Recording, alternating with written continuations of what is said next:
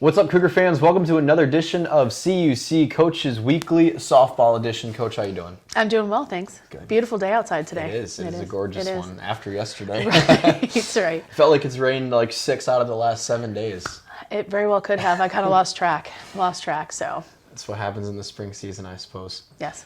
Well, let's recap and go back about a week. It's been a week since we talked because of the holiday break. But let's go back to your St. Norbert doubleheader, and I want to talk about a couple players. Last time we talked about Jessica Gangs had a great season. Haley Goldsby's had a good season in center field for you.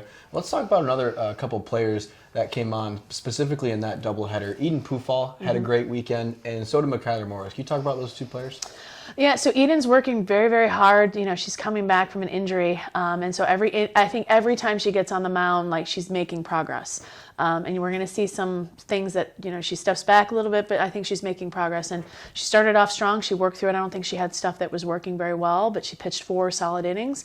And then she was able to come back and close the game, and that's what we're expecting from her. So I think you see that she's a competitor through and through, and she's just trying to make sure she's getting herself where she wants to be, and it's going to take a little while, but you can see it working.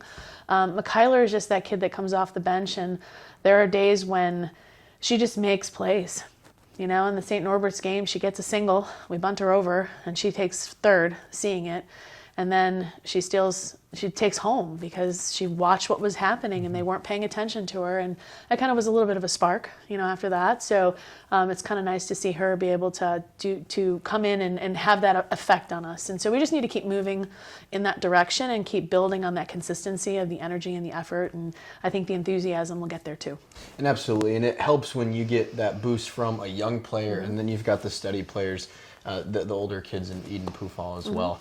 Let's go to this past Saturday, just a couple days ago against Edgewood. Your team fell in both of those games, but let's talk about Emily Garcia, and she's a freshman for her. She's been hitting in that one spot, starting at second base. She had a pair of hits in the first game, and then a home run to left center field in the second game. What is it about Emily that gives you the confidence in her to be a player that plays as a freshman in just important positions like that, in the leadoff spot? She's had a lot of good at-bats early in those games, and so what is it about her that gives you the confidence to put her in those places? I think you said it. It's her poise. It's her ability to understand what she needs to do in that leadoff spot, and then she gets better and better and better, and she makes adjustments. And that started at St. Norbert's. She had a really great weekend at St. Norbert's too, and defensively, she's just shored up our middles. I think her and Arissa Santos are playing fantastic. I think they read each other pretty well. They talk really well. They communicate really well. And so you can see that with Em. I just think, she's not a home run hitter, but in our way, sometimes in our park, that's kind of it's misleading just because we're a little bit short.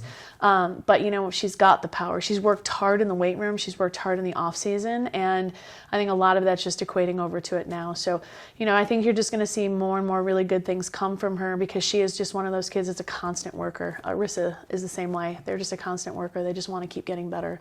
And they're not afraid. They'll ask a question and they're trying to take what you're telling them and they're trying to put that into place. And I think that's a good thing for us.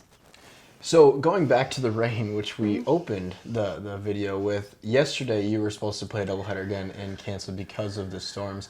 And so knowing a spring season like baseball and softball where you rely heavily on the field conditions and the weather, how do you always prepare your team knowing that, we might go out today and play 2 games, sometimes it's going to get canceled, sometimes we're going to try and get 1 in. How do you balance that knowing weather's coming, and how tough is that for players to be able to go out and compete knowing it might get canceled? I don't think we talk very much about it at all. We joke about it because last week, April 1st was the first day we got postponed with Dominican. I think the whole week was April Fool's. If I had thought enough, we could have played in February. Never did we think we could say we would have played in February. But, I think you just teach the kids that you have to be resilient and you just have to, hey, this is what happens.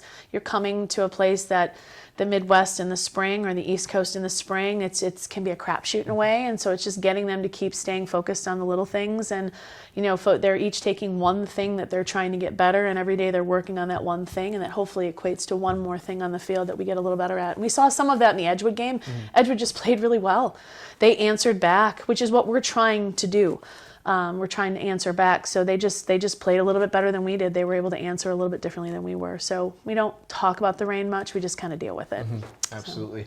And your team does have two doubleheaders to make up against Dominican and Rockford, and so you look for these spots in the schedule. Is there an ideal time for you to make up these games as the season gets moving towards the end? Do you like to play kind of back-to-back days? Would you prefer some space in between your games? To be honest, it's gone both ways for us. So in my time here, there was a time, I think it was back in 2018, that we played, it was 5 doubleheaders in like 7 days. And then there's times when we played where we haven't had anything, we've gotten everything in and done what we've needed to do, and we've, still had time at the end where we weren't playing like that. So I think it's just all the work in the off season. It's in the weight room, it's the conditioning, it's getting them to continue on their academics and start off early, and so that they don't feel that stress of school and stuff that kind of builds up. We do talk about that we do have to make sure that we're keeping our bodies healthy and that we're getting enough sleep and that we're eating the right way. And that's kind of how we build into that, knowing that we might have games that could be that way. We do talk about that because it's the truth and it's honest. And we're not the only school that deals with that. We have, Dominican, we play at the stadium up in Rosemount, but it's turf. But it doesn't mean you can still play on that if it's raining and thundering and it's a constant cold and stuff like that too. So, even if you have a turf field, it doesn't necessarily mean that there's playing. So you just have to be ready for everything. So we practice on the turf in the off season. We practice on the turf when we have our time in the in season. We practice on our field. Just try to take care of it all. So if there was one thing that your team could do to make a push to the conference tournament, what would you sum that up as? Consistency. And consistency has to happen with them bringing a commitment every single day. And that is what the philosophy of our program is, which is magic anyway. And it's making a greater individual commitment to something that's bigger than you.